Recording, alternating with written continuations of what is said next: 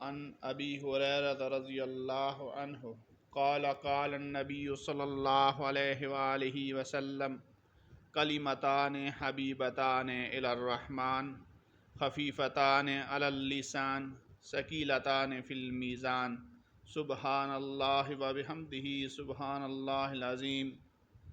نبی کریم صلی اللہ علیہ وآلہ وسلم نے فرمایا، دو کلمے ایسے ہیں جو اللہ تبارک و تعالیٰ کو بہت ہی پسند ہیں، جو زبان پر ہلکے ہیں اور قیامت کے دن اعمال کے ترازو میں بوجھل اور باوزن ہوں گے۔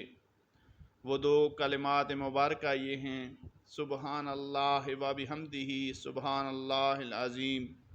امام بخاری رحمہ اللہ نے اسے اپنی کتاب کے سب سے آخر میں نقل کیا۔